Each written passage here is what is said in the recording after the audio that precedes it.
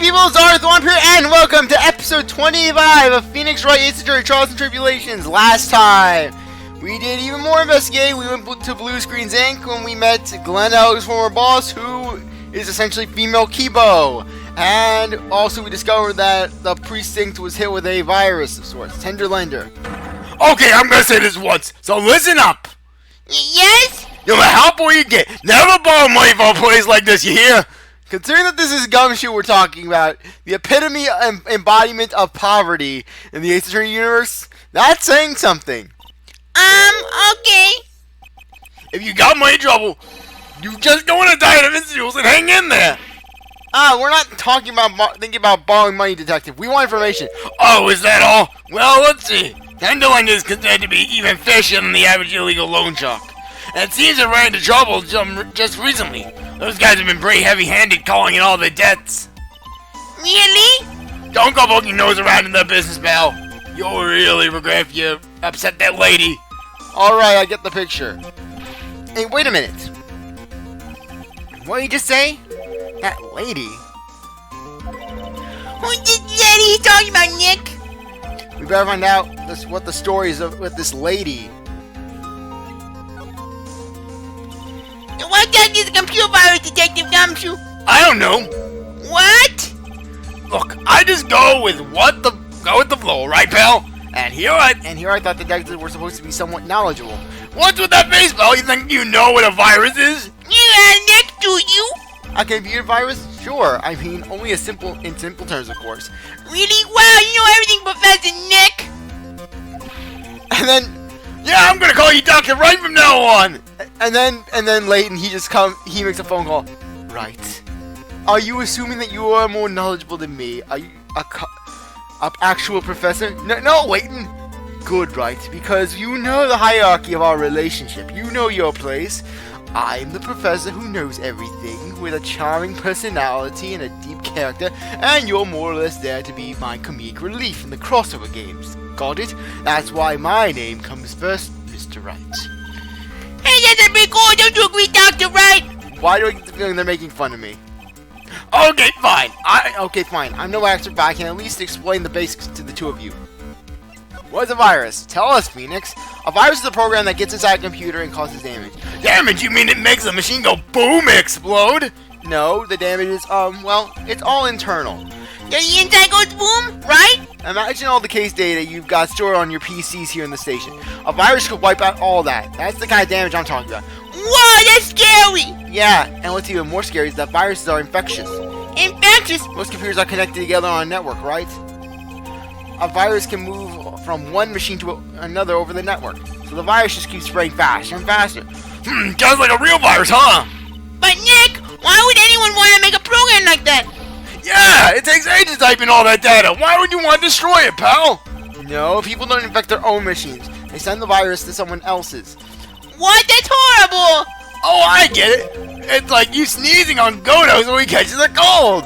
Right, then he wouldn't be able to turn in the they wouldn't be able to turn up in court because he'd be too sick.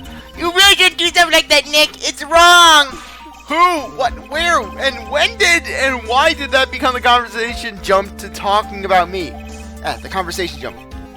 Anyways, that's what a computer virus is. A bad program that causes damage. And all of the different viruses have names, right? I kind of feel like I've heard the name of the virus we called somewhere before. The name of the virus, huh?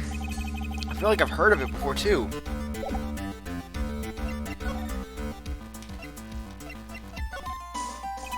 Detective Gumshoe, about this.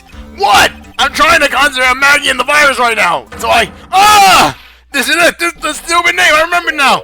I thought so. Here it comes. Don't just nod yourself and keep me in the dark, Nick. What's going on? It's okay, Maya. You don't have to cry about it. The date scribble on that toilet paper written on the CD. That's the name of the virus. MC Bomber.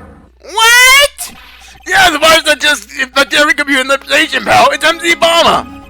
Can you give us any more details, please?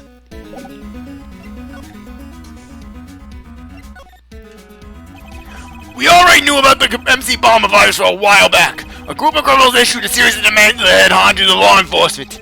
They threatened to release the virus if the demands were met. Why'd they? I don't know. Some hotshots from the criminal underworld would be my guess. Oh my gosh, now I'm imagining just Blaze dressed in his auctioneer's outfit. Okay, I got a virus. You see, we're gonna play nasty. You see, if you don't release Gantz from prison, I'm gonna infect every computer here. Do not challenge me. You see, I have experience, and I will destroy your soul. I will destroy your networks. I know how hard you work, and I will see you collapse. Now, and then Sebastian just comes in the basement. Pops, what are you doing? Sebastian, I am trying to make an intimidating video. Get out, out, out. But Pops, I don't know how. I don't know what species Sonic the Hedgehog is. You make me sad, you know, Sebastian. Oh my gosh, I'm just imagining that. Yeah, to every computer in the public and every public office in the city. Everyone's going nuts. They're hopping around like the dancing at carnival. All these dumbest criminals and viruses almost feels like we're in a sci-fi movie. Apparently the program who made this virus is a real genius of sorts. The focus right now is tracing the root of this virus on the black market. You mean someone put this virus up for sale? Yeah, and because this one's so powerful, they're estimating its price tag was in the millions of dollars, pal. The millions? A virus can be worth that much?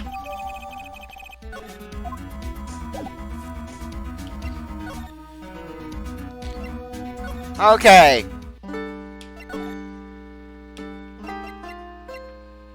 Now we have everything we need. Oh wait. Sorry. Almost forgot to show Gumshoe Violas. Good thing I checked. Violetas. You will probably hear me call Violetta Viola like 500 times.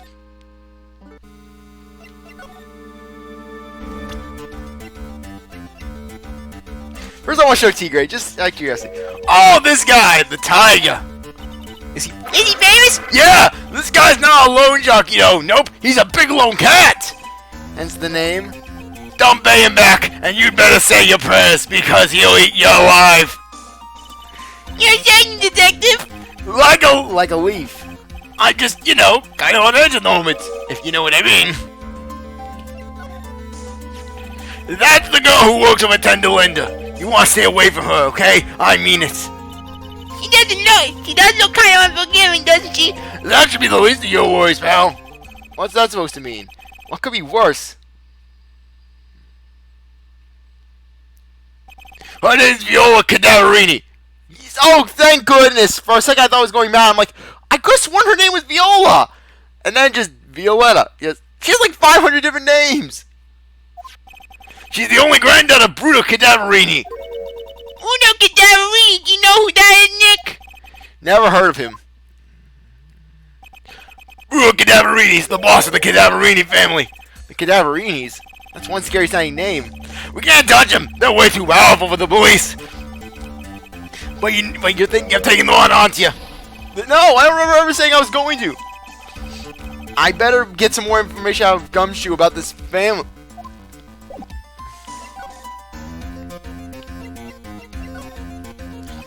I'm not sure if I really want to get involved in this, but who are the Cadaverinis? Who are they? A scary bunch of people, that's who!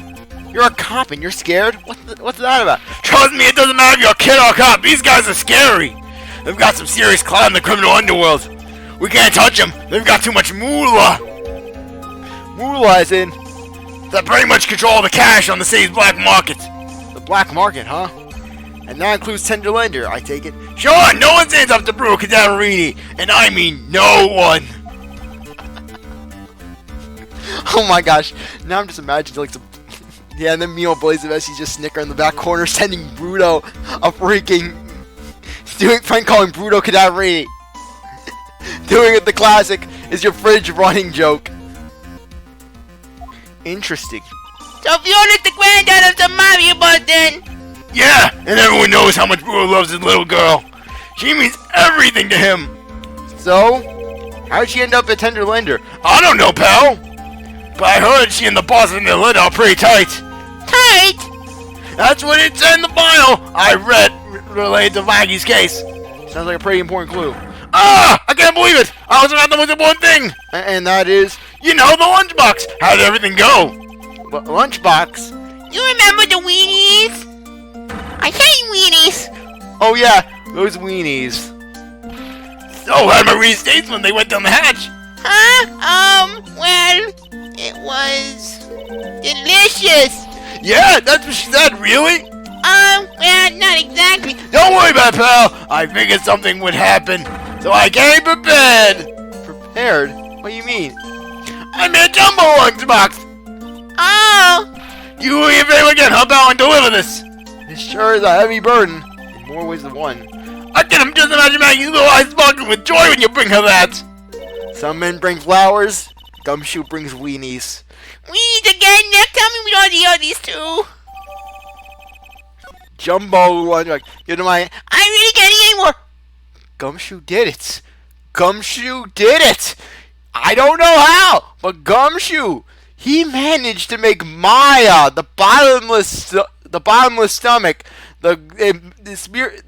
gluttony personified. He managed to make Maya feel fullness. Congratulations, Gumshoe.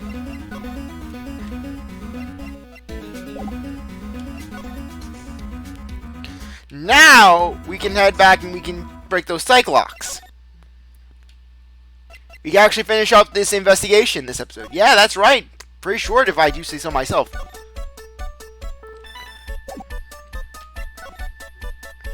Yeah, really, for case 3s, this is actually a pretty good case, I have to say. Just very straightforward. Pretty interesting premise.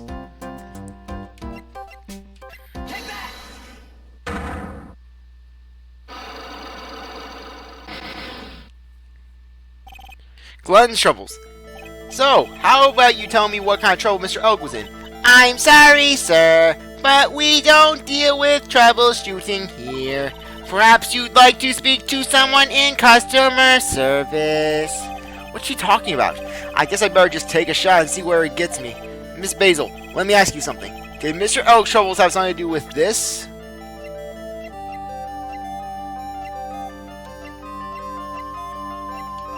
I know! Oh my gosh, no. Okay. Okay, good. What is that? A lottery ticket. There were hundreds of these on the victim's table at the scene of the crime. And what is the relevance of that? The victim, Mr. Glenn Held, had a gambling habit, didn't he? I don't think that's a logical conclusion based on the facts. Everyone dreams of being rich. Even I listen to millionaire radio. She's right. That is a bit weak on its own. But Mr. Oak's gambling wasn't restricted to the lottery, was it? This can actually screw everyone over because just if you don't look at the tickets on the ground. This actually got me the first time. But once you know it, it's pretty simple. The lottery horse racing, he bought a lot of tickets and lost a lot of times. That's gotta have hurt his wallet pretty bad, don't you think? Maybe enough to cause some pretty serious trouble, perhaps. No! You are right. Glenn did have a gambling habit. Gambling habit? What's a gambling habit? You good people must not follow his example. Do you understand? Trust me, even if I wanted to, I don't exactly have the money to buy any. But if you win, there's no problem, is there? And Glenn had a winning ticket, didn't he? For $500,000. Yeah, but it's hard to imagine how he could have been in trouble then, isn't it? It's true that Mr. Elk won $500,000 in the end, but that was his first stroke of good luck. He was deep in trouble before that. Deep trouble? What do you mean? Mr. Elk's real problem was with someone or something more terrifying and ferocious.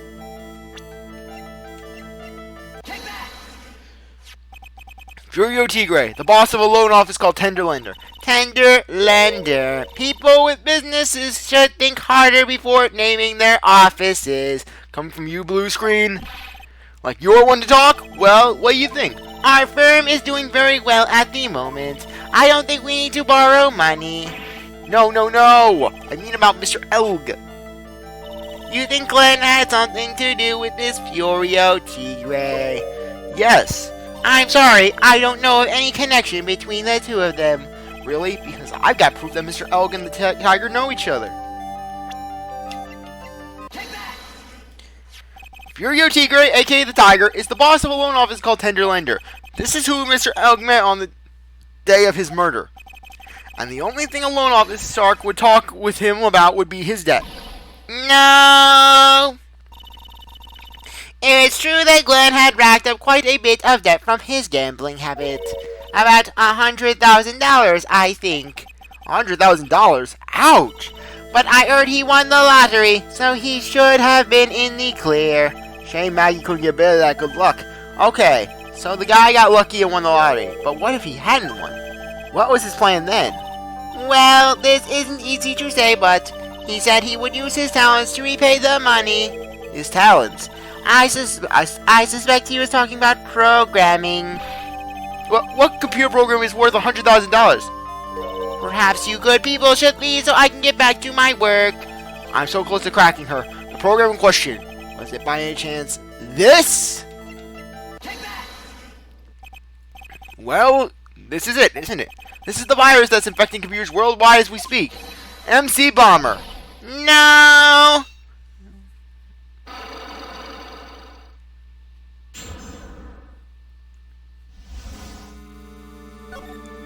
One shows. Glenn's head had more processing power than any computer, but it had been infected with a gambling virus. Glenn was in too deep. You mean he was in debt? Yes, $100,000 in debt. Not an easy amount to repay. So? He said he was taking on some extra work, something a bit risky. Risky? How? Maybe he's going to become a waitress at Tribulations! Where'd you come up with these ideas? So it's safe to say that Mr. Elg was the creator of this virus, huh? The MC Bomber virus, yes. It was a work of genius in a bad sort of way, of course, but still genius. Something like that would probably fetch several $1 million on the black market. Inconceivable. Gumshoe was right for a change. This date, December 3rd, that is what was marked on his calendar. That was his deadline for repaying his debts.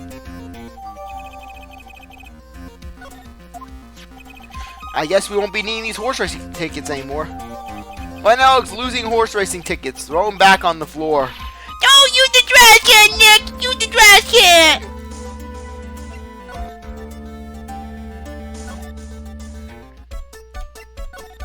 Okay, now, let's head over to Vitamin Square. And then head over to Tenderlender.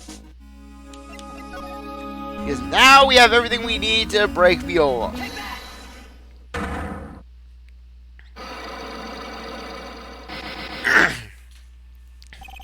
The head bandage. You said that bandage around your head was from an operation. You also said you suffered from a fatal injury to the head, correct? Yes, the operation was very difficult, apparently. Now, by fatal injury, you mean you were hurt very badly somehow, right? Did the injury in question have something to do with this? Where's the bill? Where's the bill? I have here a car repair bill. From this, it seems pretty obvious that this car was involved in an accident. Let me see that. This bill is made out to the Cadaverinis. Yes, it is. I don't think I ever introduced myself. Tell me, what do the Cadaverinis have to do with me? Something tells me she's not about to say hi and introduce herself. Alright then, your relationship with the Cadaveries is very strong, and this is why. I know exactly who you are, Viola Cadaverini. You sustained that injury in a traffic accident, didn't you? One knockdown. It happened about 4 months ago. I was driving in one of our family's cars when someone pulled out in front of me. It was a motorbike or something like that. I don't remember it much. Anyways, I swerved to try to avoid it, but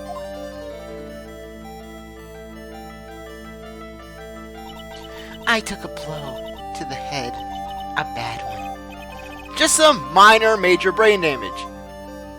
Yeah, I can imagine. I mean, this girl is a phoenix. So what happened to the person on the bike? I'm guessing they didn't get away with injuring the Viola Cadaverini, right? I don't know what happened to them. They ran away, or so I heard. Ran away? If they'd stayed, I'd have. Is it possible? Could the person who committed the hit and run have been... Yes, it was Tigre! Somehow Tigre survives unscathed despite being on a scooter, yet Viola gets massive head and gets a major brain head injury. What is wrong with me today? It was this man, wasn't it? He was the cause of your accident. It wasn't Don Tigre. I refuse to believe it. We collided, the motorbike and my car. But Don Tigre isn't injured at all, is he? It was the Tiger who caused Viola to crash. I can feel it. Plus, one of her locks is broken, so she must suspect it was him too, and my ear is itching. Oh yeah, that's good. Nothing like scratching the inside of your ear. I'm sorry, Miss Cadaverini, but I have proof that the Tiger was involved in a traffic accident on his bike. The bike itself. It's not exactly a motorbike, but Mr. Tigre rides around on a scooter, doesn't he? And you'll notice that the front wheel guard is badly damaged. Miss Cadaverini, you know the truth, don't you? This repair bill was paid by Furio Tigre. The Cadaverinis have known for ages who caused the accident, haven't they? It's possible, perhaps, somewhere inside me. I know that may be true. I knew it. But Don Tigre still saved my life. The operation was very complicated. It was very, very expensive. How much are we talking? Very, very, very expensive. She seems kind of hesitant about giving me an actual figure. I should back off. Well, anyways, it seems like the Tiger who paid for it. It was the Tiger who paid for it, right? And what's wrong with me? After I recovered, Don Tigre told me. He said he paid for the operation because he cared about me. I believe him. Really? But do you honestly believe that to be true? Do you want to know what I think? I think the reason he paid for the operation wasn't because of you, but someone else. More Bruto! Perhaps I shouldn't be saying this, but your grandfather, Bruto Cadaverini, controls a lot of dubious cash, right? And you are his beloved pride and joy. Sure, I don't know exactly how much the operation cost, but if you weren't the granddaughter of Mr. Cadaverini, do you think Mr. Tigre would have paid the money? $1 million.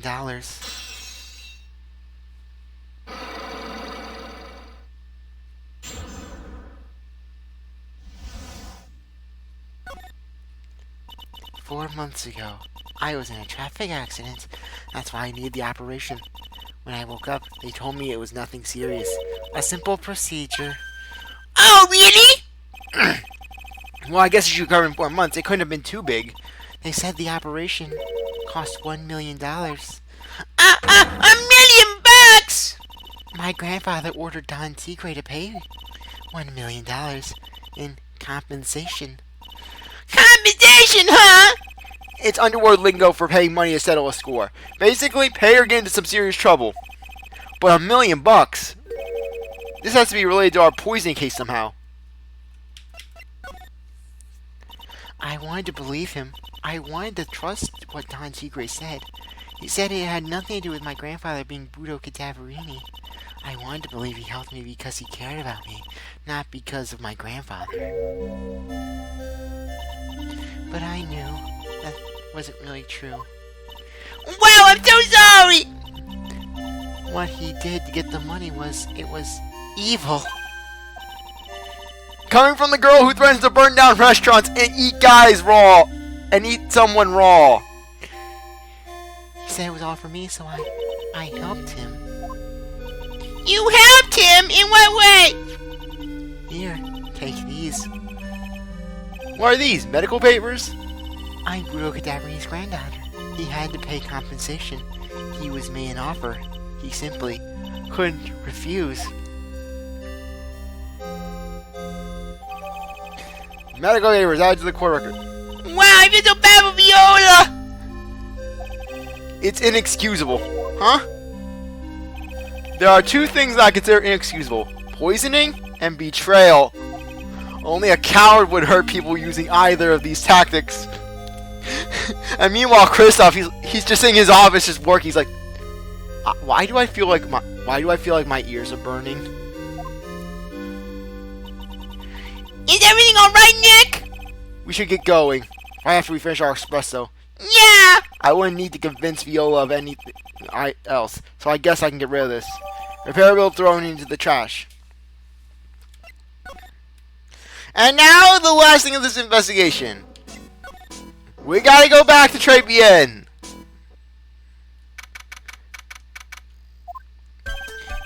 Bonjour! I have been waiting for you to return!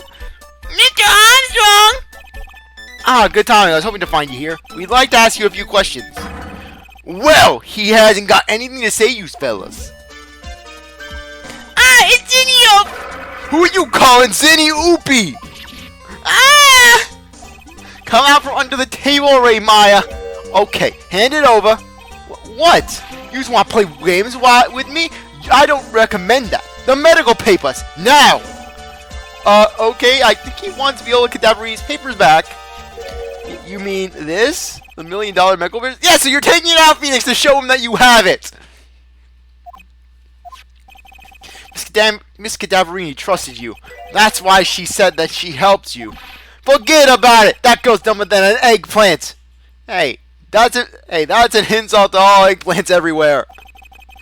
You just want to know what's sad? I'll tell you what's sad, and it ain't only her face. She thinks she's got power because she blew a little girl. Now that's sad.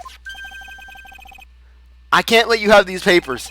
Tomorrow in court, I'm going to expose what you did to get the $1 million you used to pay this off. Phoenix, have you not learned? I thought you learned from your experience with Red, White, D. Vasquez, and Manfred. The funny thing is, this is the second time Phoenix is going up against the mafia like this. Literally, with Dave, Phoenix was almost close to getting killed by the mob.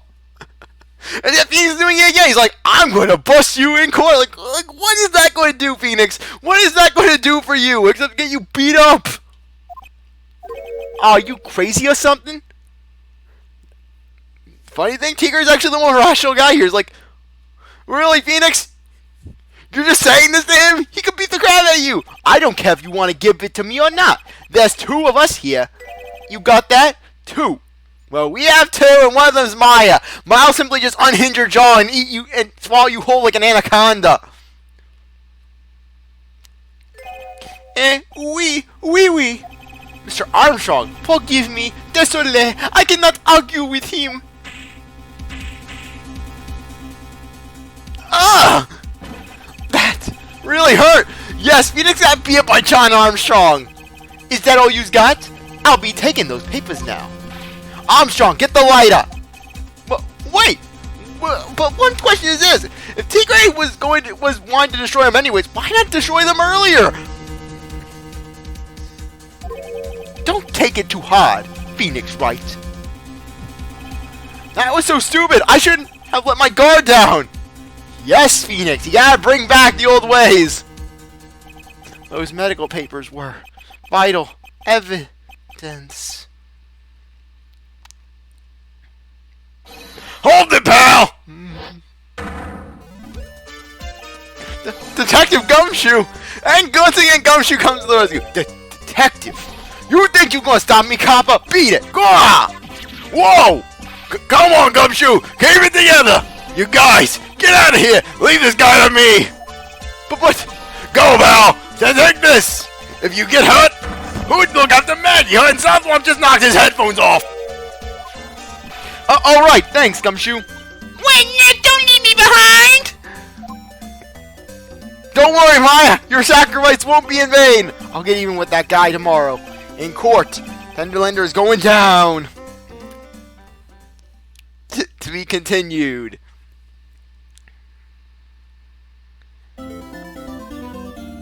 No, I am not saving, and I'm going to keep this going. January 8th, 9:46 a.m. District Court Defendant Lobby, number 1. Good morning, Mr. Wright! And with that, I think that's a good time to end this off. I really appreciate that you stuck around to watch the episode. If you go back for the next one. If you like this video, like, subscribe, comment, share, do whatever you want. And with that, I'll see you later. Bye.